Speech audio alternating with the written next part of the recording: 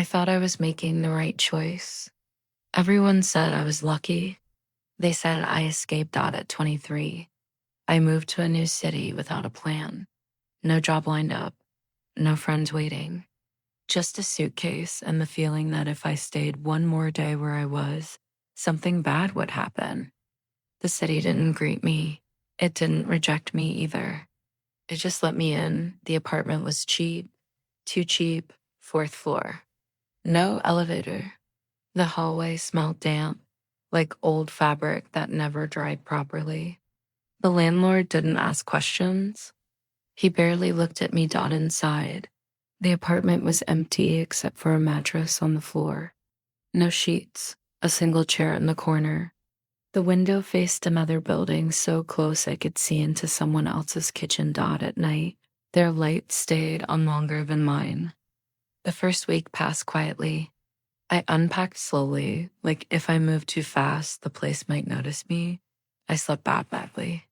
Every sound felt close, pipes knocking, someone walking upstairs. Sometimes I heard something drag across the floor above me. Slowly, I told myself it was an old building. I found a job fast. Night shifts, warehouse, no interviews. Just a badge and a number. The people there didn't talk much. They worked. They left. No one asked my name twice. After work, I walked home instead of taking the bus. I wanted the time. The streets were almost empty at that hour. Stores closed, lights half off. Sometimes I felt like I was walking through a set after filming ended. On the third night, I noticed someone behind me. Same distance for 2 blocks. I sped up. So did they dot? I crossed the street without looking. Cars honked. When I turned around, no one was there. I didn't tell anyone. There was no one to tell that the apartment started changing, not clearly. Not like furniture moving or doors opening. Small things stopped. The chair wasn't where I left it. The mattress smelled different in the morning. The bathroom mirror had fingerprints on it that weren't mine. Longer fingers. Smudged low, like someone shorter had leaned in close. I wiped them off. They came back. I started keeping the light on at night. It didn't help. The shadows still felt thick. One night I woke up because I couldn't breathe. Something heavy pressed on my chest. I couldn't move my arms. My mouth opened, but no sound came out. I saw a shape near the window, tall. Still, I blinked. It was gone. Sleep paralysis. That's what I told myself. The warehouse job paid late, then less, then stopped answering messages altogether. I stayed anyway. Still showed up. Still worked. No one stopped me. When I checked my account, the balance didn't make sense. Money was missing. Then more money appeared. Small amounts. Like someone correcting a mistake I didn't remember making. I stopped checking. Time started skipping. I'd sit down in the kitchen and then suddenly it was morning. I'd shower and notice bruises on my ribs. Once, there was dried blood under my nails. I bit them until they hurt, just to feel something familiar. I started hearing knocking, not on the door. Inside the walls, 3 slow knocks. Pause. 3 more, always at the same time. 2:17 a.m. I stayed. Awake one. Night to catch it. 2:16. Nothing. 2:17. The knocking came from behind. Me. I turned so fast my neck hurt. The wall was blank. I laughed, loud. The sound felt wrong in my mouth. A week later, I found a phone under my mattress. Not mine. Old model. Cracked screen. No SIM card. It turned on. Gallery was empty. Messages empty. One. Contact. My name. I dropped it. The screen shattered more, but the phone stayed on. That night, it rang. No number. I didn't answer. It rang again. Then again. I threw it into the sink and turned the water on. The ringing didn't stop. I unplugged the sink. Still ringing. When I finally answered, there was no voice. Just breathing. Slow, close. I hung up and smashed the phone against the floor until it went silent. The next morning, the phone was back under the mattress, perfectly intact.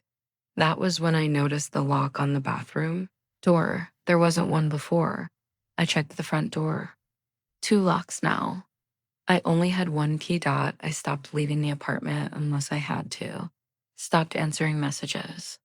Stopped calling home. My father left voicemails. Then stopped. The neighbors upstairs went quiet. No footsteps. No dragging. One night I heard water running above me. For hours. Then a heavy sound. Like something falling. Then silence. The smell came 2 days later. No one came to check. The smell faded on its own. I started writing things down so I wouldn't forget. Times, dates, what I ate. When I slept, one page was already filled in. Handwriting identical to mine, but shakier.